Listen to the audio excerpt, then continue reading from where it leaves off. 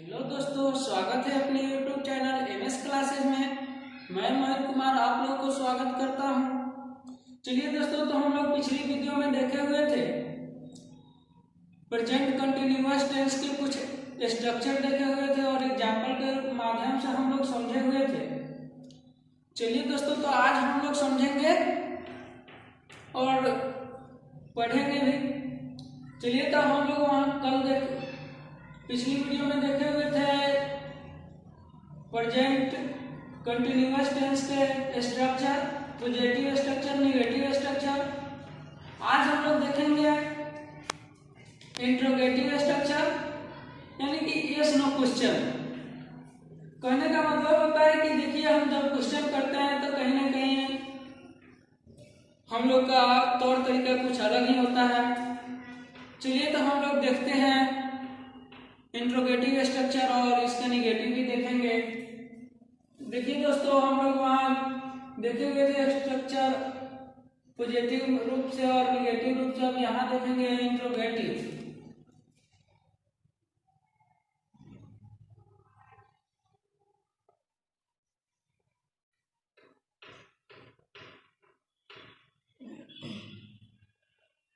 Structure, interrogative structure.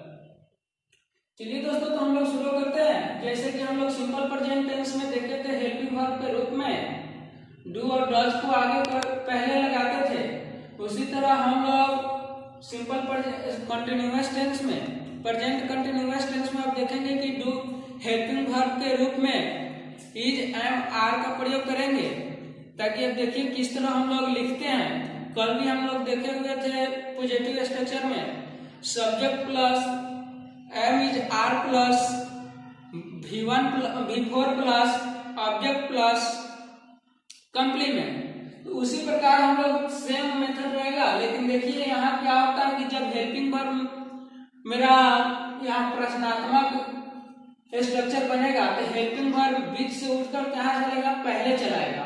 तो देखिए दोस्तों, हम लोग अब यहाँ देख रहे हैं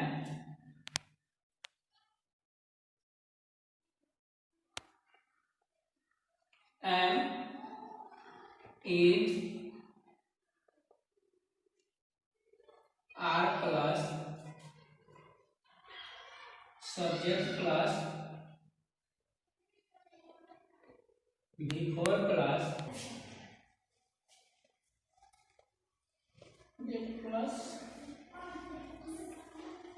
कॉम्प्लीमेंट। यहाँ कॉम्प्लीमेंट दे भी सकते हैं अथवा नहीं, और लास्ट में क्वेश्चन मार्क कंपलसरी है, ताकि मेरा जो सेंटेंस बनेगा वो इंटरोगेटिव होगा।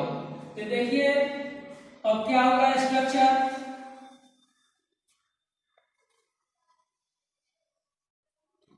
M is are plus subject plus V4 plus object plus complement plus question mark. यानी कहने का मतलब होगा कि जिस तरह हम लोग सिंपल प्रेजेंट टेंस में देखे हुए थे यस नो क्वेश्चन, यानी कि इंट्रोगेटिव स्ट्रक्चर देखे हुए थे, उसी प्रकार हम लोग यहाँ प्रेजेंट कंटिन्यूअस टेंस में भी देखेंगे। थोड़ा प्रोसेस अलग होगा, बल्कि वहां हम हेल्पिंग वर्ब के रूप में डू और डज को लेते थे, वहीं हम लोग हेल्पिंग वर्ब के रूप में एम इज आर को लेंगे। चलिए दोस्तों, तो हम लोग अब आगे एग्जांपल के माध्यम से समझेंगे कि इसका स्ट्रक्चर किस तरह होगा। स्ट्रक्चर की और एग्जांपल के माध्यम से समझेंगे कि जो मेरा सेंटेंस किस तरह बनेगा और हिंदी में भी किस तरह रहेगा।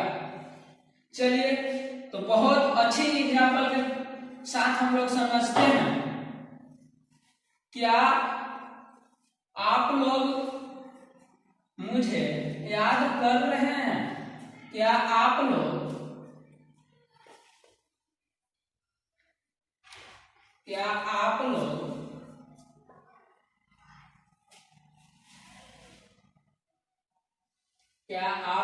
मुझे याद कर रहे हैं? लास्ट में प्रश्नात्मक चिन्ह लग जाएगा, यानी कि यहाँ जब मेरा सेंटेंस इंट्रोगेटिव है तो यहाँ क्या से शुरू होगा पहले, यानी कि क्वेश्चन कर रहे हैं क्या आप लोग हम मुझे याद कर रहे हैं, यानी आप लोगों को बताए हुए थे कल पहचान के नियम में कि जिस हिंदी मूल क्रिया के अंत में रहा है, रहे हैं, रही हो इत्यादि लगा हो तो वो प्रेजेंट कंटिन्यूअस टेंस के वाक्य होंगे। चलिए तो उसी तरह अब इसके स्ट्रक्चर के माध्यम से इंग्लिश भी बनाते हैं। चलिए आप लोग है तब क्या लगेगा दोस्तों, एम लगेगा, इज लगेगा या आर लगेगा। तो जब हम बताए हुए थे आप लोगों को बार बार बताते आ रहे हैं, जब से हम लोग टेंस पढ़ना स्टार्ट किए हैं, इज का प्रयोग, आर का, एम का प्रयोग और आर का प्रयोग कहाँ कहाँ लगता है। उसी प्रकार हम लोग जब सब्जेक्ट के अनुसार हम लोग लगाएंगे, सब्जेक्ट मेरा आप लोग है, यहाँ आर का प्रयोग हो जाएगा और सब्जेक्ट का प्रयोग होगा आर क्यू और क्या होगा बिफोर लगेगा, यानी कि जो मेरा वर्ब है वो कौन सा वर्ब क्या है, याद करना, यानी याद करना है। तो क्या होगा रिमेम्बर,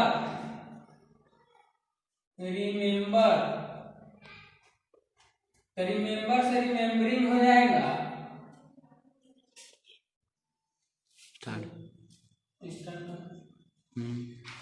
चलिए दोस्तों तो यहाँ गलती हो गया थोड़ा, सॉरी, रिमेम्बर होगा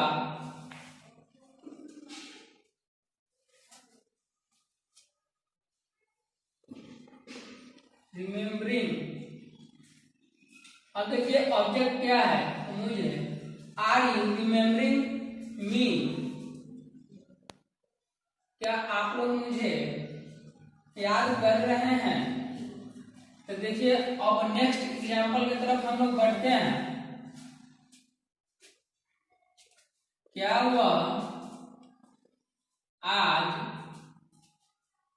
क्या हुआ आज, क्या वह आज होगा पटना जा रहा है,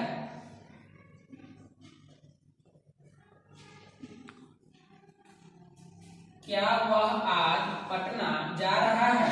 देखिए दोस्तों वह है तो यहाँ क्या लग जाएगा सब्जेक्ट इज,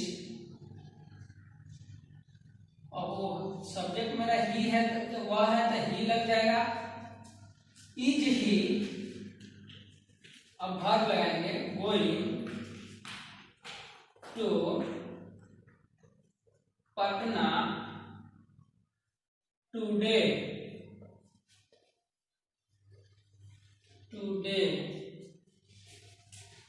चलिए दोस्तों तो यह बहुत अच्छे तरीके से समझ में आया होगा आप लोगों को। नेक्स्ट स्ट्रक्चर की ओर हम लोग बढ़ते हैं, नेक्स्ट स्ट्रक्चर की ओर हम लोग बढ़ते हैं। चलिए तो अब देखा जाए नेक्स्ट स्ट्रक्चर। चलिए दोस्तों तो हम लोग अब देखेंगे निगेटिव, यानी इंट्रोगेटिव प्लस निगेटिव स्ट्रक्चर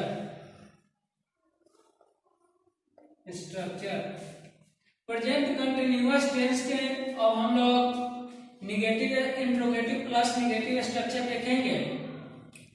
अब सेम प्रोसेस वही रहेगा, केवल यहाँ नॉट लग जाएगा, नॉट, यानी कि नॉट लगने से इंट्रोगेटिव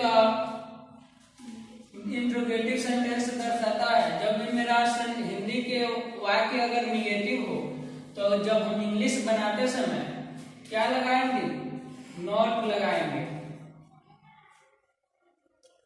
चलिए तो इसका होता है am is are plus subject plus not plus V4 plus object plus complement plus question mark. चलिए तो अब हम लोग एग्जाम्पल के माध्यम से समझेंगे अब किस तरह बनेगा।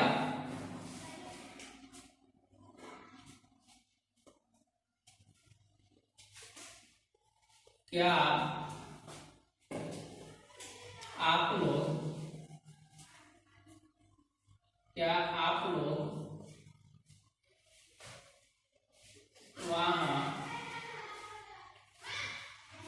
वहाँ नहीं जा रहे हैं।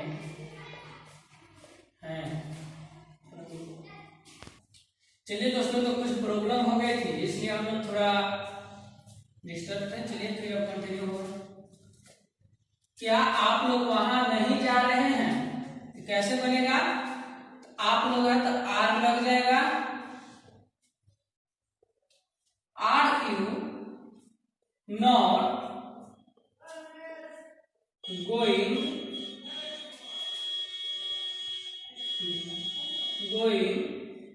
देयर।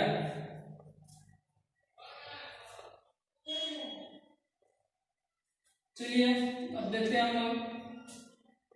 वे लोग सॉरी, चलिए, क्या वे लोग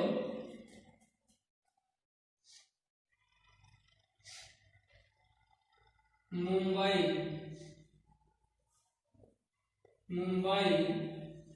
नहीं जा रहे हैं? क्या वे लोग मुंबई नहीं जा रहे हैं? देखिए तब क्या बनेगा? वे लोग, अब बताए हैं आप लोग को, एम किसके साथ लगेगा? आई के साथ एम लगेगा। अब इज किसके साथ लगेगा? तो ही, सी, इट, नेम वन के साथ इज लगेगा। और बाकी सब्जेक्ट के साथ क्या लगेगा? तो आर लगेगा। चलिए तो यहाँ क्या लगेगा? वे लोग के साथ क्या लगेगा दोस्तों? तो आर लगेगा। तो आर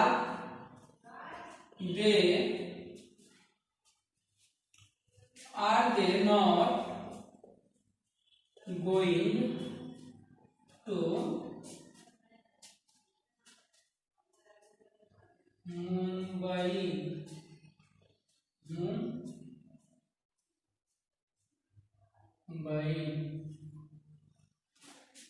चलिए दोस्तों, तो फिर हम लोग नेक्स्ट वीडियो में देखेंगे। अब इसका WH क्वेश्चन देखेंगे। अब WH क्वेश्चन का निगेटिव स्ट्रक्चर देखेंगे।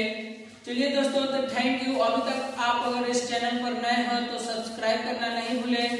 दोस्तों सपोर्ट कीजिए ताकि और आगे हम लोग बढ़ सके और आगे जो बेस्ट हम लोग एकदम लेवल से देख रहे हैं, निम्न लेवल से देख रहे हैं और हाईयर तक पहुंचेंगे भी। आप लोग सपोर्ट कीजिएगा तभी हम लोग नेक्स्ट वीडियो के ऊपर हम लोग कॉम्पिटिटिव कुछ एग्जाम्पल वगैरह भी देखेंगे। कंपटीशन लेवल से किस तरह पूछा जाता है वो सब भी देखेंगे। और इस जब टेंस हमारा प्रेजेंट टेंस खत्म हो जाएगा तो लास्ट में हम लोग एक टेस्ट के रूप में भी देखेंगे किस तरह मतलब एग्जाम में पूछा जाता है क्वेश्चन। जैसे फिलहाल 12th के एग्जाम होने वाला है, उसमें किस तरह आप लोगों को जैसे दे देगा। हम पिछली वीडियो में बताए हुए थे, सिंपल प्रेजेंट टेंस के वाक्य दे देगा। उसमें दे देगा कि इसमें V1 लगेगा, V2 लगेगा, V5 लगेगा, उसका फॉर्म भी दे देगा। जैसे यहाँ रहेगा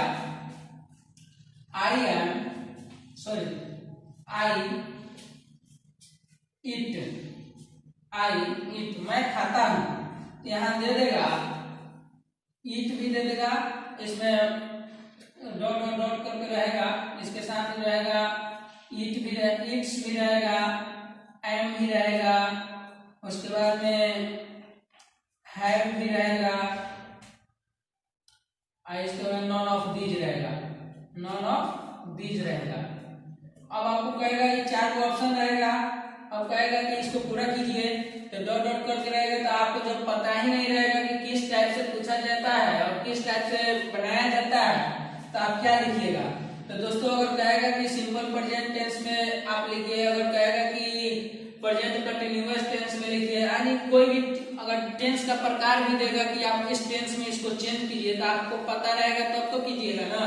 उसी टाइप से हम लोग ट्रांसलेशन के माध्यम से भी जानेंगे और इसका टेस्ट के माध्यम से भी जानेंगे कौन सा सेंटेंस कैसे बनेगा और किस तरह से सॉल्व होगा, इस सब के माध्यम से हम लोग जानेंगे। बहुत बहुत थैंक यू दोस्तों, थोड़ा सपोर्ट कीजिए। ठोक दीजिए, पूरा साल मेहनत करता हूँ आपके लिए बेटा, ऐसा नहीं चलेगा, ऐसा नहीं चलेगा।